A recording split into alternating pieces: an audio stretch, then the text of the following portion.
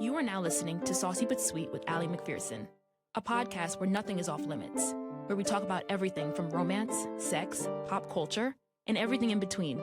Sit back, relax, and enjoy an unfiltered time where we keep it sweet and always saucy. Hey fam! So I don't know about y'all, but so many times I find myself scrolling through social media as someone who is chronically online. And there's so much relationship and dating advice that just comes off as condescending and toxic. And it brings me back to a time when I was single, searching for a partner, and just bombarded with so many toxic dating app stories and content that make relationships by nature just seem toxic and not healthy. And if you're someone like me who desires a romantic partner and wants someone for the long term, it just feels good to rid yourself of all the bad online dating content. And that is why I am so happy when our guest that we have today agreed to come on the show. She is quite the multi-hyphenate. She's a relationship and dating coach, as well as podcaster.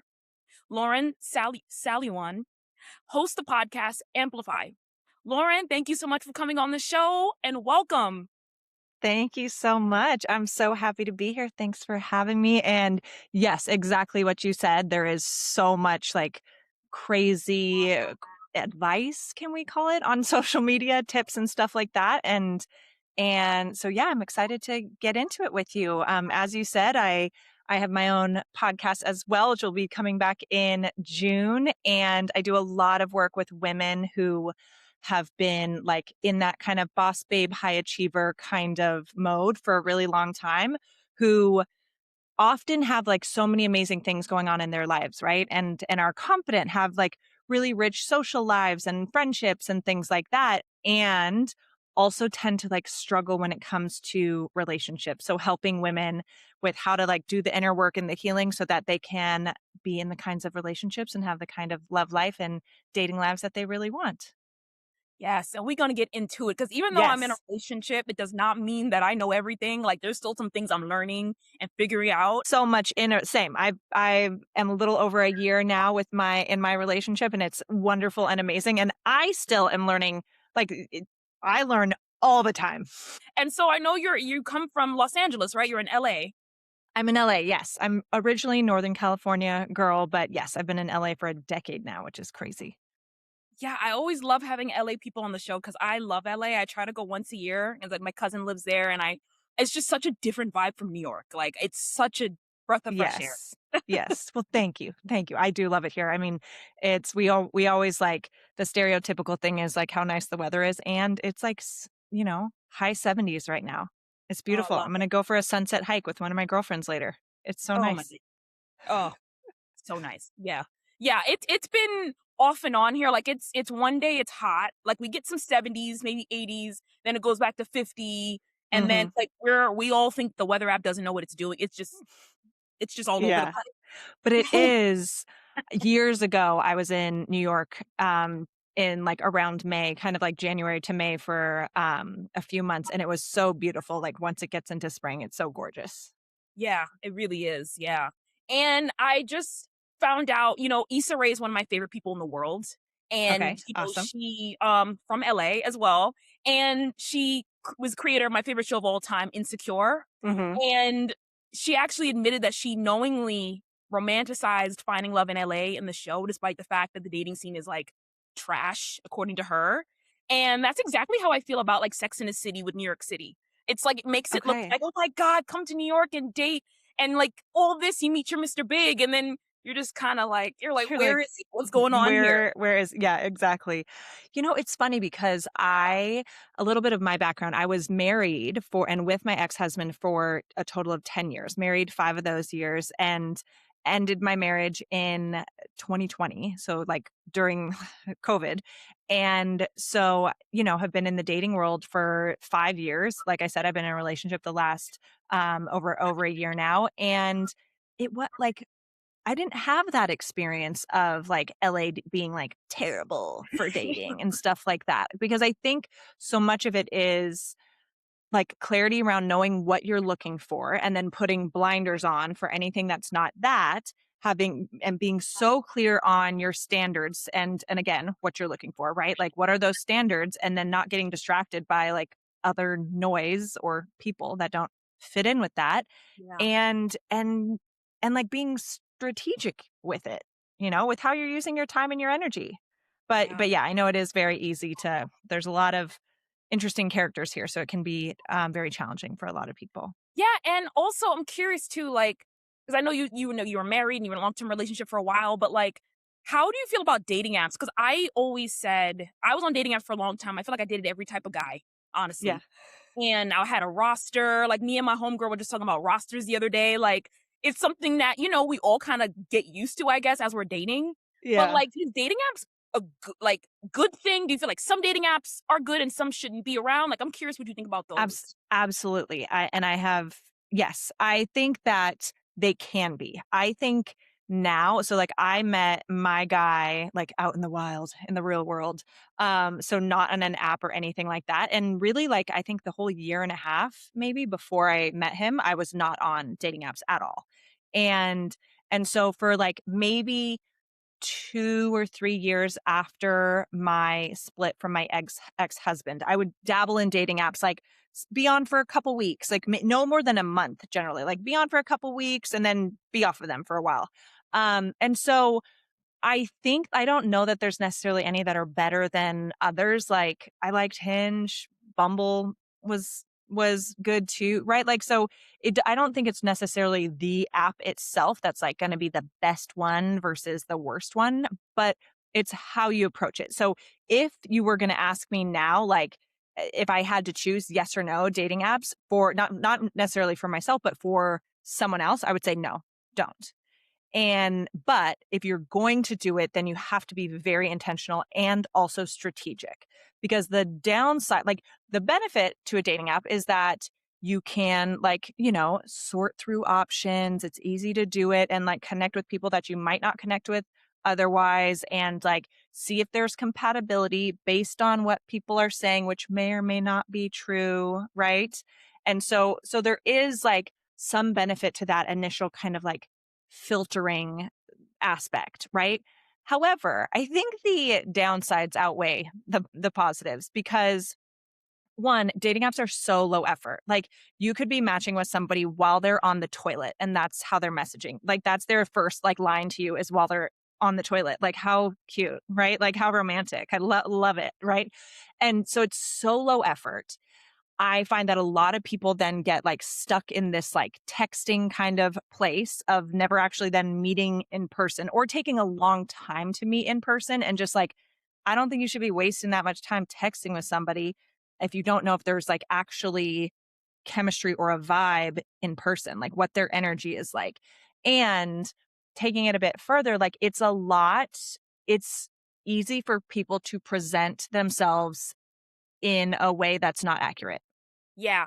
Yeah, and I remember, like, saying and I meant it, and I'm glad I said it, but before meeting my boyfriend now, and I met him at work. I met him at my old job out in the wild, right? Because Yeah. now everyone meets on the dating apps. I had told my friend before meeting him, I said, "I'm done with dating apps. I Mhm. don't wanna ever be on it again. I'm so sick of it." And she was like, "What? You're never gonna find anyone." And then look, I found someone. So, like, it's Yeah. not the end all be all. Like, No. it feels good to know in No. 2026. Exactly. And I found like sometimes when I would use them, and I know this is true for like friends and clients of mine, is like you get in, it's like it's another way of swiping, right? Like we're already spending enough time on social media and on our phones and like in front of screens and stuff like that. And now you feel like you like have to in order to find the match and stuff like that. It's just, yeah, like meet people in the wild, in real life, get a referral, right? Yeah. Why not? I mean, I'm glad I did it. Exactly. I made the first move. That's why I tell Yeah. women, make the first move. There is nothing wrong with making the Okay, first move. okay, I'm curious. What did you do? I wanna hear.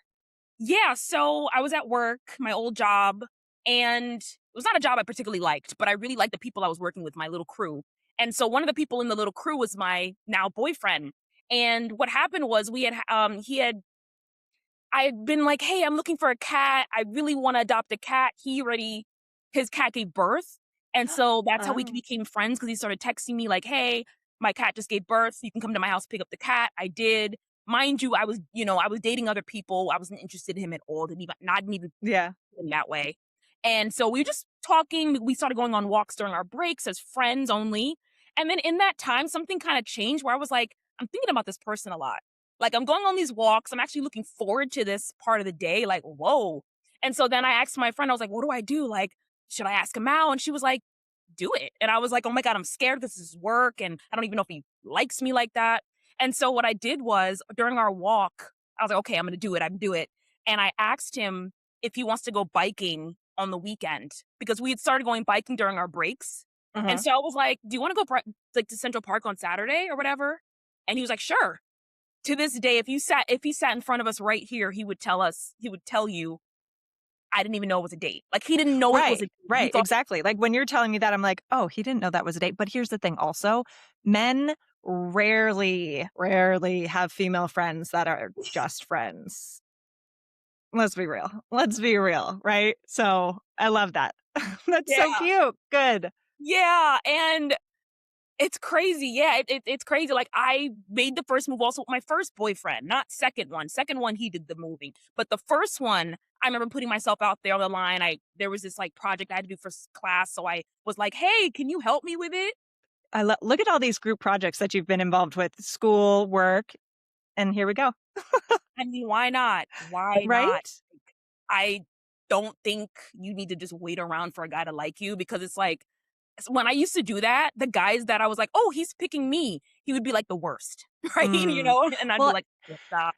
and that's the thing, because I don't necessarily think that, and I love that so much. I don't necessarily think that women need to ask a man out, but I do think women should get more comfortable at least opening the door for it, right? Because we should choose more, right? Like, yes, don't be waiting around for a man to pick you, like all that kind of stuff. If there's a man that you're curious about or interested in, like you open the door for him to then take action, right? Whether that's even just like maybe a little bit longer eye contact and a smile, right? Like sometimes that's all it is to get the invitation of, oh, maybe they're like she's cool with me coming over and talking to her, right? Like, or you asking something, oh, what is that? I'm gonna use the gym example. I met my boyfriend at the gym.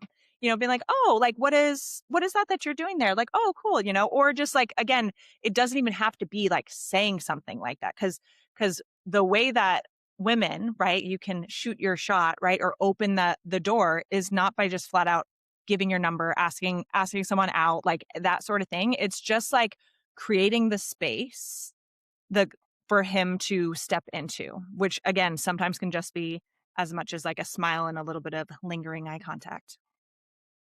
Yeah, but yes, for us choosing more than just like waiting for a guy to hit on us and then us deciding then. Yeah, because sometimes you be waiting forever because again, like some of the Yeah. guys that do come to you, sometimes it's like they're not. You think they're great, and it's like I had that moment where I was like, "Oh, he's cute. He's coming up to me," and then you get to know him, and then like let's say you sleep with him or whatever, and you're like, "Oh, actually, it was just a fling. Oh, what was? I didn't want you know, times I've been through that.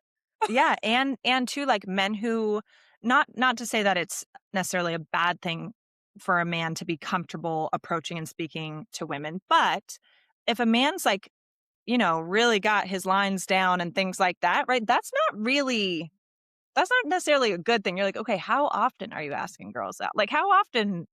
And then, it opens up the conversation of, okay, how disciplined are you, like with your energy and attention and things like that? Like, do you need a lot of validation? Like, so I think more the women opening the door for that so that the man can step in is the way to go. Yeah. Mm-hmm. And also, I know we're both in relationships and we're talking about how even when you're in a relationship, there's so much to learn. But like, what are some of your guidelines for like having healthy, stable relationships? Like once you get through the honeymoon phase and you're in the coolness of it. You know, So many things. I think it is incredibly important to have shared values, right? So just making sure there's alignment in that and ongoing communications about like what's important to both of you. I think making sure like, if you're wanting like long-term sustainability, making sure like the vision that you have for your life together, for your relationship, that there's alignment there, right? That's why like I'm such an advocate of in the very beginning having those big compatibility questions like do you ever want to get married? Do you ever want to have kids? Like, what are your like, religious beliefs? Like making sure these big like deal breaker type things are crossed off the list so you don't like get feelings and 6 months in you're like, wait a second, we've never had that conversation, right? It makes it a lot harder to shift things.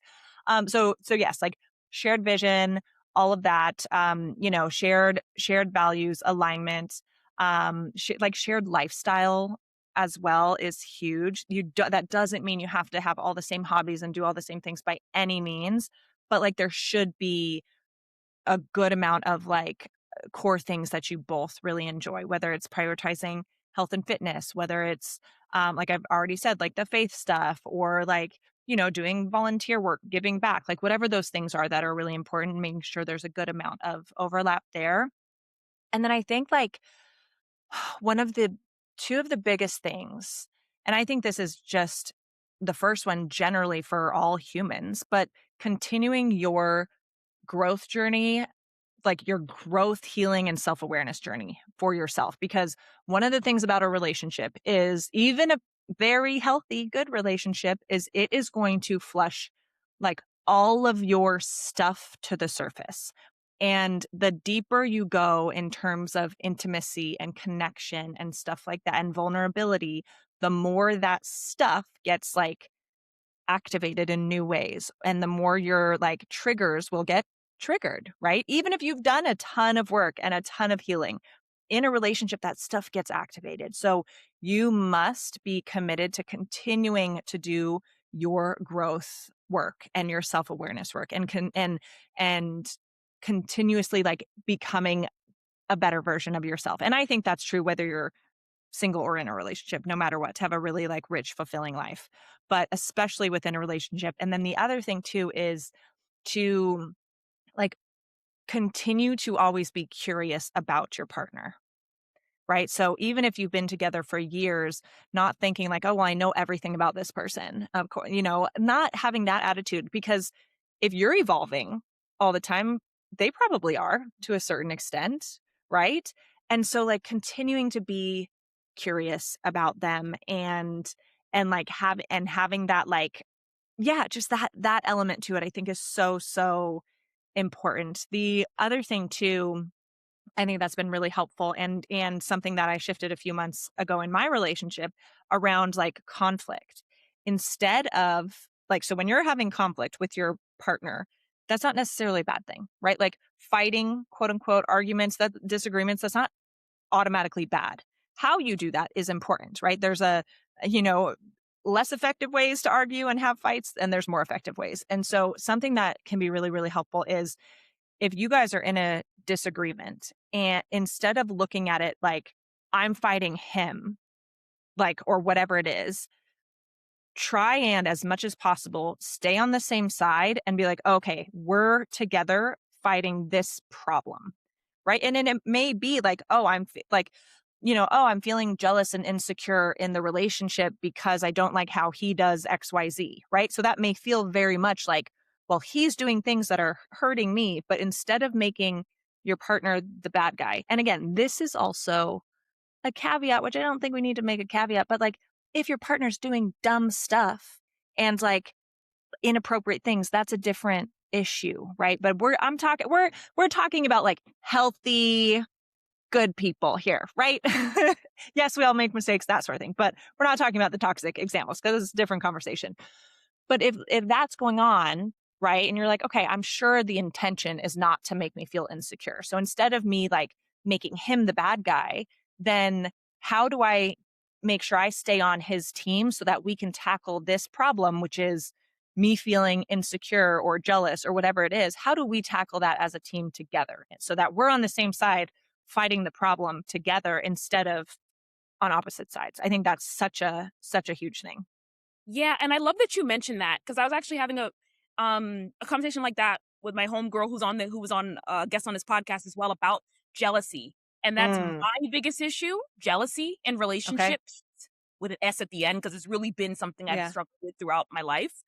And something that makes me really uncomfortable and jealous Mm, is first, I'll start off by saying I really like being in my femininity within a relationship. I'm very traditional. So I like Yes. you to be the man, I'd be Same. the woman. I really like those roles to just kind of be what it is.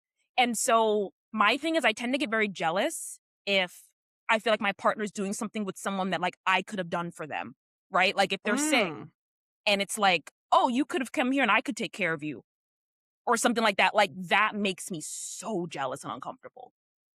And okay. that's my trigger. And that's something that, those are conversations to have, right? In relationships. Absolutely. Absolutely. And like with those things too, and I'm sure you've done this, is like you guys getting to decide like what's within the boundaries and what's not. And sometimes, unfortunately, it takes like getting triggered to be like, oh, we have different views of this situation. Like Mm, from my perspective, this is a hard no. From yours, it seems not. And again, as long as it's not like, there are certain things that are black and white that we should just assume are out of bounds, right? But those sorts of things, like sometimes those triggers that opens up the opportunity to have the conversation around, okay, what is the boundary and the agreement here? Right? Because yeah, in those situations where it's like, oh, well, yeah, oh, this person just did something nice for me. I didn't think it was that big of a deal. But you're like, but no, that's my job, right? Being able to share those things so that you can avoid that stuff. yeah. And also for me, thing in my relationship is our boundaries are very different, right? And Mm, we definitely try to respect each other. There's definitely not any intentional disrespect. But I've found that example, solo trips with other people of opposite sex. We both have opposite gender friends, best mhm. friends actually. But yet I'm like, okay, we can have our friendships with these people and be close to them and be cool with them. But like, I'm not okay with you flying to Spain with Jessica, right? Like, Girl, you are stronger than me. That's a hard no for me. what? Like, no, no. That's a hard no for Yeah, me too. yeah, yeah. Okay, yeah, yeah. No solo trips with Okay, Jessica. okay. I was like, oh my gosh, you've had to go through that. No, no, no, no. I made it clear Okay. to him, Jessica, Yes. you're not going on a I solo hope trip it's I unless hope Allie's. Jessica's not the real person. Yeah. No, no, no, no, no. It's not a real person. I Yeah, have. yeah. Well, and so it's that sort of thing of being like, oh, like, okay, for some people, maybe grabbing lunch with like a longtime friend of the opposite sex, that might be okay, right? But Yeah. some people might be like, yeah, it's okay if it's like not all the time. And if I've met the person, sure. But like going to dinner with them and it's just you two, I don't know, that's a little bit different, right? And so it's within each relationship, those are things that you get to figure out because another great thing for like how to have a good healthy long-term relationship is remembering that your brain is your brain and that's in your head and they have a completely different brain, different beliefs, different like ways that they communicate, like all that kind of stuff. So do not make assumptions about things, like have the conversations. Yes. And I'm dating someone who, again, I would never let him go with Jessica to Spain, but he's the type of person, he's extremely trusting that he is like, hey, if Walter and you want to go to Atlanta together, just you two, I'm okay with that. Oh, I'm bless like, this what? man's heart. Yeah. And I'm You're like, like, oh, okay, that's fine, this is not a two-way policy. yeah. It's not two way. I'm not okay with that. And that brings me to my next thing of platonic soulmates and best friends of the opposite sex. So, like I said, we Mm, both have best friends of the opposite gender that we've had before we started dating. And so I think, some people do have platonic soulmates of the opposite sex. I personally feel like I do. mhm. And this is someone that like he's met too. Like, how do you not is it a bad thing? Because it depends on the relationship. But like, how do you feel about that happening within a committed relationship? Like Yeah, having those best friends, platonic soulmates. Is that something that's like a hell absolutely. no? Or It's not a hell no, but I will say there's layers to it because I think that if for me, well, I think generally speaking, it is very, very unlikely that people of the opposite sex are truly platonic. I'm not saying that it's never possible at all, but highly unlikely because most of the time, like I would say 95% of the time, that there is one person that's holding that boundary. Where if given, usually there's one person holding the boundary because if given the opportunity, the other person would say, sure, let's like hook up or let's date, right? So it's usually in opposite sex friendships, one of those people is keeping it a friendship and the other one would be open if given the opportunity. Now, again, I do think that there are some moments where that's not true. Both are very happy in a platonic friendship. But I would say the majority of the time, one person is holding that boundary. That doesn't mean that it's never like that doesn't mean that there's ever been anything inappropriate, right? That boundary could have been established and held and it stays that way forever. But still knowing like, oh, if I wanted to, or if I said it was cool, they'd probably want something, that wasn't just friends in some way. So I think that's like pretty like across the board for opposite sex friendships. And I do think a lot of the time it's the woman holding that boundary. Now, if we are talking about like, okay, what does that look like in practice? If you do have opposite sex friends and good friends, like if this is like a really like lifelong friend that you've had, like that is way more understandable, right?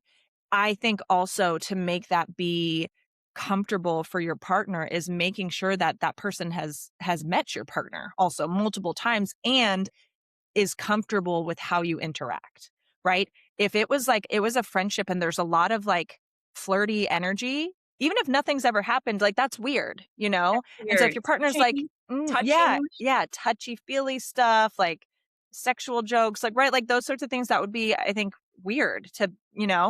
And so I think, yes, it's possible. And like, I would encourage whoever's, in that situation, make sure like, yeah, introduce them to your partner, right? Like there shouldn't be secrets. You should like maybe not hanging out a ton solo or at least like including your partner in that so that they don't never feel like there's something potentially weird going on. Where I do think it starts to get weird and kind of a no-no is if you are making new friends of the opposite sex while in a relationship, because Yes, that's when that's it's like, weird. why? That's weird. So you're going to get to know and have other people of the opposite sex in your life that you're on a like chit chat acquaintance level with. Maybe you do some work together in some capacity, right? Like, and so there's, but like if it's like becoming a friendship where you're like, oh, we're just chatting on the phone to catch up, or we're going to go for a walk, or we're going to go grab lunch. Like that's when it's like new friends of the opposite sex while you're in a relationship is weird. Not new bet. And for me, friend, using the word friend, I would say like, because I've met new guys, but they're not anywhere near close friends. Like I'm like, no, like I would maybe go for lunch and hang out with you, but that's not happening every weekend. That's happening maybe once in a blue. And I would tell my boyfriend and be like, hey, by the way, if you want to come, you can. If you don't have to come. But I agree with that. The new friends is weird. Exactly, and even my boyfriend and I played on a softball team with a bunch of people from our gym last year for fun. So, like, we each made new friends of the opposite sex, all of that. But also, like, I'm not gonna be hanging out with any of those people one-on-one, but I'll see them at the gym and chit-chat now because of that. And another thing too with that is if that's there's like opposite sex friendship situation, then I think you also get to be really mindful of your communication with those people because it's like, oh, everybody's going to be going here and doing this. Then it's like, okay, well, then do I, as the woman, like, I'm not going to text all these dudes one on one to invite them to the thing, right? Like, I'll ask my guy or I'll put us in a group text, right? Just even if there's no weirdness or nothing inappropriate going on, just out of a level of like, respect for the relationship, like, Yeah, and I again, think that it's doesn't mean like, oh, I can't like talk to a man like to know, but like just that like boundary of like I don't need to be texting a bunch with random guys and stuff like, like, you know? yeah, and another thing too, something I saw on TikTok. I know I started off the show saying that TikTok is super toxic when it comes to dating, but I actually saw something on TikTok that I really liked. It was a black man on TikTok. I don't know his handle or anything, but he said something that I loved. He was basically saying that like before my wife, I had female friends, friends of all of genders. And then he said, actually, I still have those friends. I didn't kick everyone to the curb, but those friends, those close female friends, it shifted where it didn't go away. but it's definitely not at the same level that it was before my wife, because I don't want my wife to have this competing relationship that she feels is just competing with her. Wow, how profound. Yeah. Exactly. Yes, I agree with that. It's not and I don't think it's like, "Oh, you then like nobody that I was friends with before you that's the opposite sex, like I can never speak to you again." But it changes, right? Like whereas, then there like maybe yeah, it just shifts, right? Like because there is then this new person, right? Like your partner who is the number one person of the opposite sex in your life. And so they get that Oh, thank priority, you. attention, and respect. Yes. Yeah. Yeah. I've never been someone to get jealous, like ever. Sure, there's been moments where I've felt that, but it's really only ever been in like a toxic relationship dynamic where there's like that toxic energy, and often and that's again been very very rare where like the other person would get jealous. So I'm like, well, fine, then I'm gonna act that way too. But yeah, jealousy for me is very much not something that I have really ever dealt with or deal with. But I am very like possessive of my man's time and energy. So exactly what you're saying, like, no, I'm the number one. Like, yes, I understand that like there are other women in your life, whether it's in a work capacity or like an ex-wife capacity and like family, like that sort of thing. Okay, yeah, I'm not saying that in every situation I'm always the number one priority. Like, sure, their life things are going on, right? But as far as like the woman, like I get to be number 1. I'm not jealous of these other women, but I'm possessive of your energy for women. Like that bucket should be reserved for me. Should be, and that's and again, this is the learning each other's boundaries. I had to I made that clear, and in our relationship now, there was a big shift where I was like, "Your weekends, Ali, girlfriend time. I don't, we don't live together." That's another thing. We don't live together. If we live together, this would be a whole different conversation. I'd be like, "Oh my god," I'd probably be like, "No, go with your friends sometimes. Go, go." But it's like I happily, live by myself, and I'm like, you know what? Weekends is for partner time, and I had a homie, one of my guy friends, love him to death. I talk about him all the time, Corey, one of my best friends. Even he was on the phone with me and he was like, you know what? I don't call you on weekends because I know you're with your man.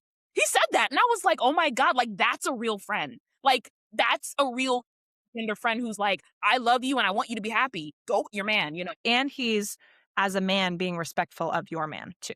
Yes. Yeah, and for me, it's like I don't need like to hang out with my guy all weekend. I mean, we do often, but like all weekend, every weekend, that sort of thing. But it's the like, and I don't like the if all the attention isn't on me, like I'm good with that. I really like my like me time as well and my own things. But it's that like just being very clear. Yeah, like I want your woman capacity to be reserved for me. So do you feel like you're not jealous when it comes to your man having female friends, or like if he had a close best friend that's a woman? Is that something that you're Uh, do you see my face? A good? best friend as a woman for me would probably be a deal breaker. Really? Okay. Yeah, yeah. Okay.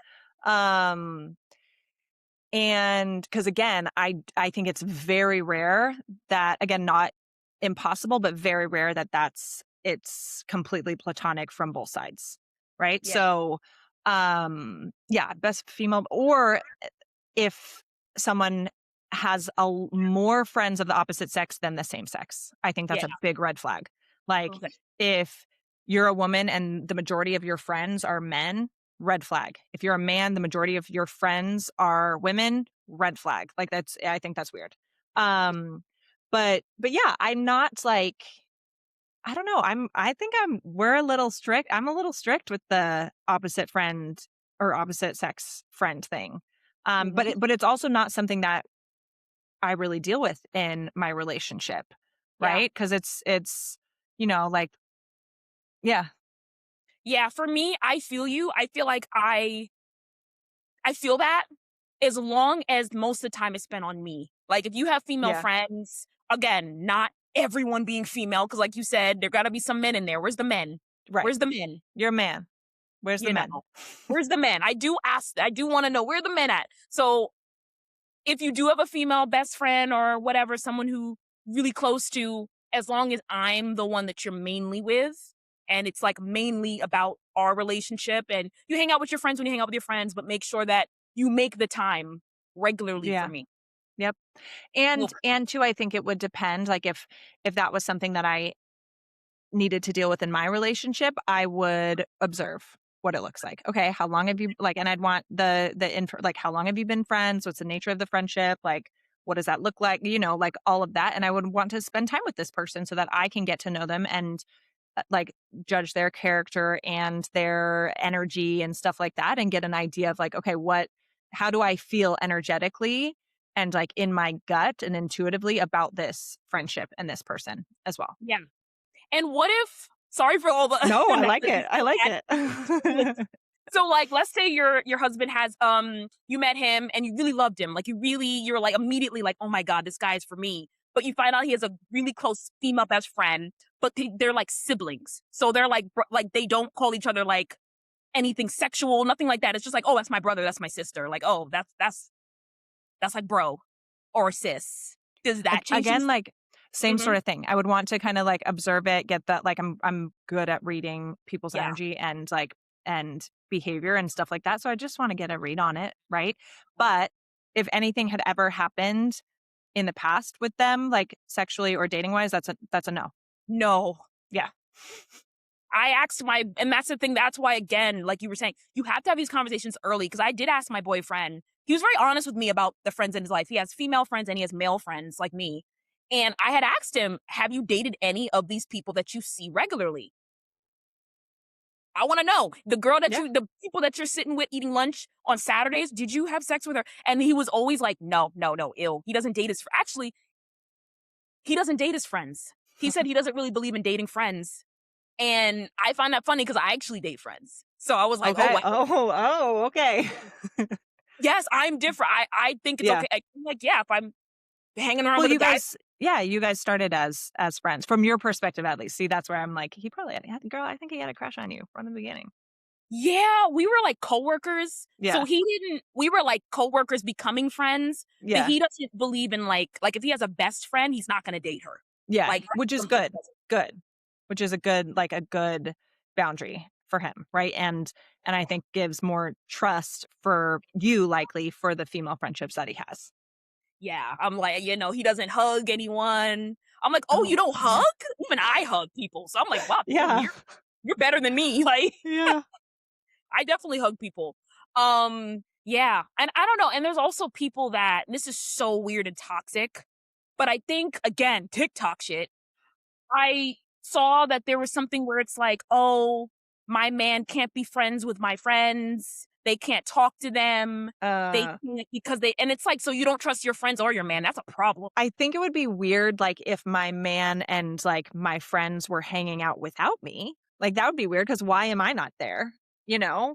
Like, why wasn't I invited? Like, my feelings would be hurt from both of them. I'm like, "Friend, you didn't invite me. Boyfriend, you didn't invite me. What's going on here?"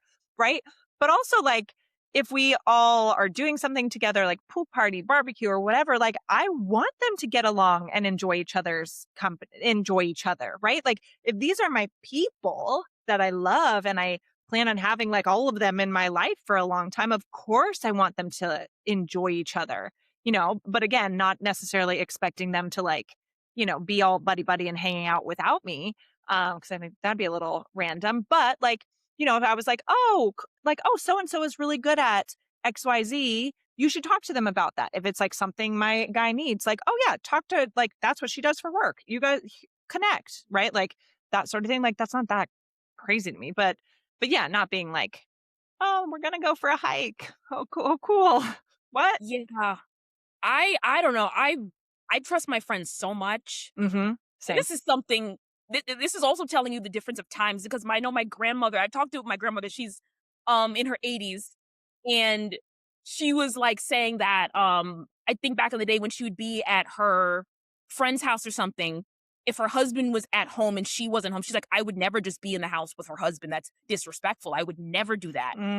And Yeah. in this case, for me, I'm like, I would 100% feel comfortable if I had to go downstairs, leaving my homegirl with my man. If I'm going real quick down, like that's, but it's Yeah. different for times. But I'm like, I trust Yeah. everybody in my Yeah. life.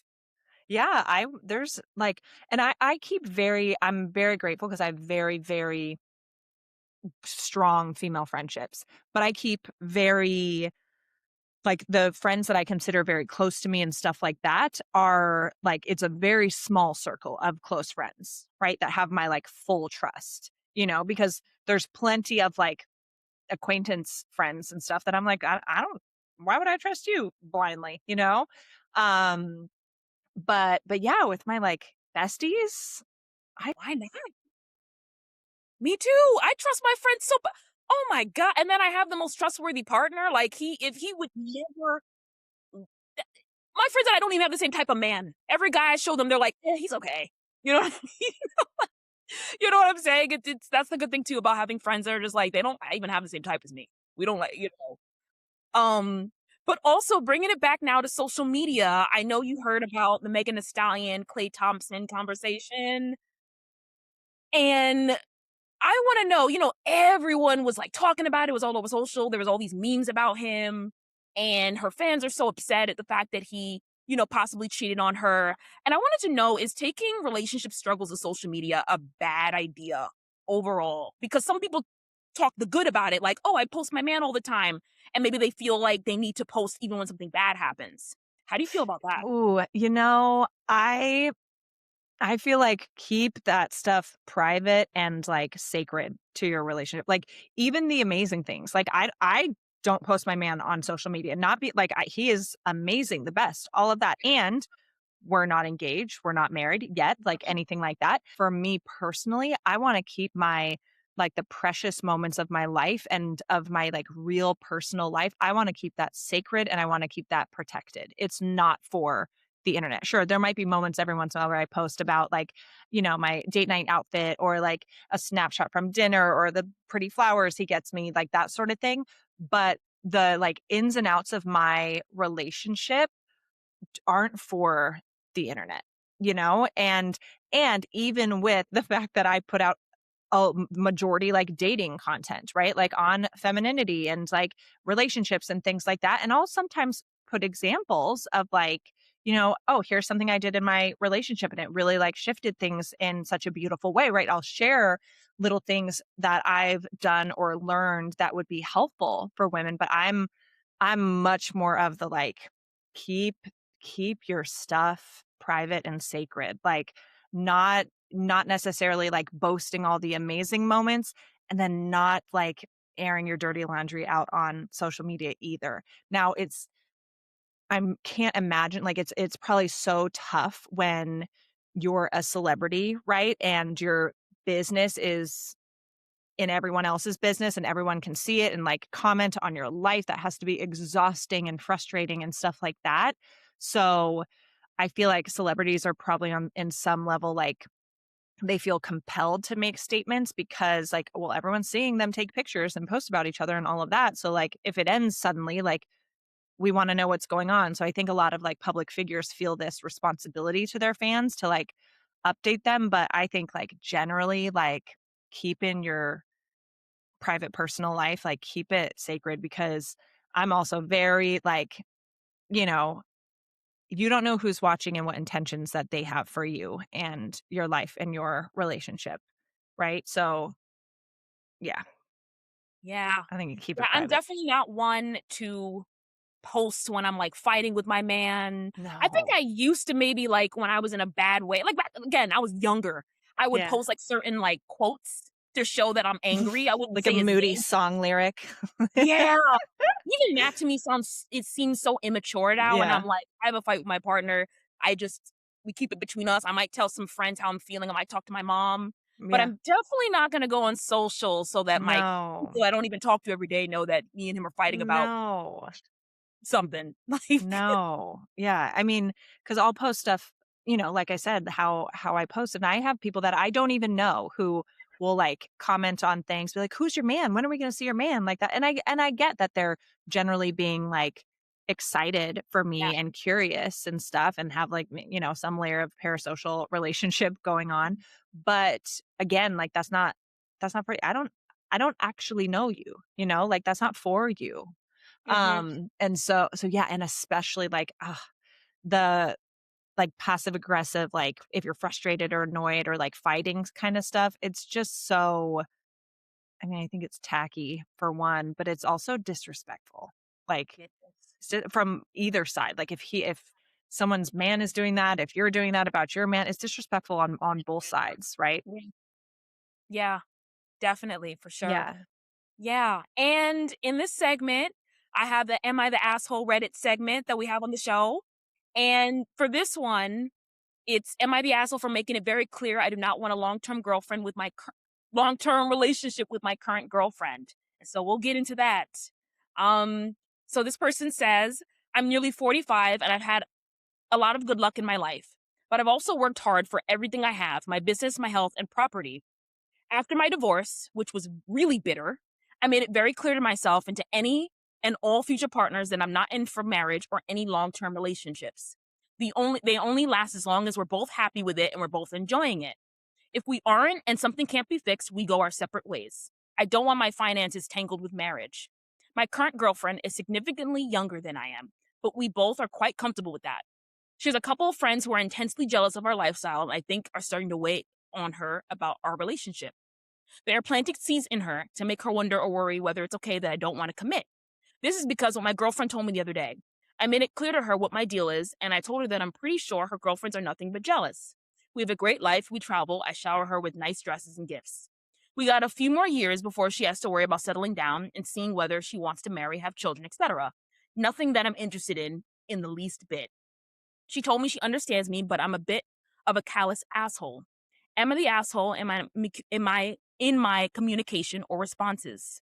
I'm not going to call him an asshole, but I do think this girl is likely wasting her time with him. Though because if she really really wants marriage and a family, again, it depends how old she is, right? And if she's very clear like, okay, I'll give this relationship one more year, two more years, and then I'm going to want to like end it so that I can meet someone to be in a pursue marriage with and a family with, as long as she's really clear about when that deadline is for herself to get out of this relationship. I think it's he's not being an asshole, but that's a dead end for her unless that's the kind of relationship, unless she wants to be a forever girlfriend without real commitment or real security and stability. Yeah, and I can tell there's a big age gap because he said he's nearly 45 and that she's got a few more years before she has to worry about settling down. So I'm thinking maybe she's in her early 20s. Yeah. And if he's being really clear, I got to be honest, this is on her because a Yeah. guy like when someone tells you who they are, believe them. Like I've been Yep. hearing so many times women being like, "He says he just wants to be friends, but we're sleeping together." No, he just wants to be friends and he's sleeping with you. Yeah. Like he doesn't want to be with you. Like Yeah, depending on how young she is, right? Because I think yeah. that is important to consider because, like, that sort of treatment, if you're very, very young and there's a big age gap, things can get a little murky there as far as like, though from what he says, yeah, I think it's on her and she just has to be very aware of that. And yes, ladies, listen to both of us with this. If he's telling you he doesn't want a serious relationship or commitment, you believe him no matter how he's asking. No matter how he's acting, excuse me, because he's not lying. They will tell you the truth. But then you're like, but he's treats me like I'm his girlfriend, but he does all these nice things for me, but he blah, blah, blah, blah, blah, all this kind of stuff. Yeah, because he wants to be able to keep sleeping with you. Hello? Right? So if he's telling you that, you have to believe him and not think that you're going to be the one that changes his mind because you're most likely not going to be. You're most likely just going to maybe enjoy the relationship but then waste your time trying to like change someone's perspective that is telling you very clearly where they stand and where you stand with them. So yeah, so I think it's for this young woman, absolutely, like, if she's enjoying the relationship and being treated well, like, enjoy it, but also being very clear for herself of when that deadline is for when it's like, okay, now it's time for me to end because I want, in the next couple years to get married and have a family and stuff like that. So yeah. It sounds like she got a sugar daddy as well. It sounds like she's being taken care of. You know what I'm saying? So it's like, girl, if that's all you want right now, if I was single and I was not in my relationship, I might be in this because it's like I could pay off my student debt. I could pay off my apartment. I'm not mad at this, honestly, as long Right. as he knows to get out when it's time to go. Exactly. And like, from what you read, it sounds like they're both enjoying each other. And so I wonder though, like the friends telling her it's a bad idea if, and he's like, they're just jealous. Well, she might be telling them things that she's not telling him. Mhm. Right? So being like, "Yeah, but like and so they're kind of and who knows? Again, we don't know these people. I don't know what they're like, right? So they could be kind of saying things in her ear based on what she's told them. But who knows? But again, know what that deadline is for yourself and know then when you need to exit this relationship because you have to believe what he's telling you. Yeah, and her friends too, like you were saying, like it might not be the jealousy thing because my friends, if I called up my homie and told him I was in this type of thing or was in something, let's say the person didn't have that kind of money or whatever, he'd be like, "Are you sure you're happy in that? That don't sound like you." Like your friends Yeah. know you. So Yeah. it's like your friends are probably like, wait, girl, that don't sound like something that you want. You said last year that you want marriage. So you are not the asshole, my fake gavel, the judge gavel. Yes. You are Um, not. yeah. So this has been a great conversation. Thank you for coming on. You got to come back. This has been Absolutely. I amazing. loved it. I loved it. Girl talk. Yes. And to all my listeners, make sure you subscribe to my YouTube channel, Saucy with Ali McPherson. And, keep checking out the podcast on platforms like a live podcast network and Spotify, Apple. And we will see you next time.